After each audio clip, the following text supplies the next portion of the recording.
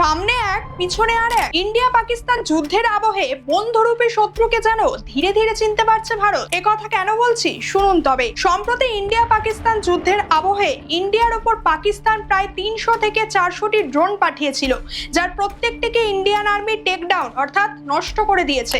এরপর পাকিস্তানের প্রধানমন্ত্রীর করা একটি টুইটে আমরা দেখতে পাই পাকিস্তানের কাছে ফান্ড শেষ হয়ে গেছে, তাই IMF অর্থাৎ ইন্টারন্যাশনাল মনিটারি ফান্ডে লোন চেয়ে আপিল করেছে পাকিস্তান।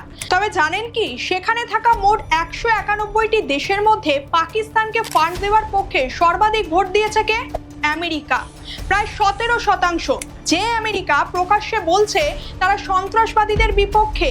এমনকি ভারত পাকিস্তান যুদ্ধ আবহে আমরা দেখলাম আমেরিকার প্রেসিডেন্ট ডোনাল্ড ট্রাম্প যুদ্ধবিরতির অনুরোধ জানালো। আজ তারাই পাকিস্তানকে $1 বিলিয়ন পাইয়ে দেওয়ার জন্য ভোট করছে। সুতরাং আমেরিকার হিপোক্রেসিটা ঠিক কোন জায়গায় বুঝতে পারছেন তো?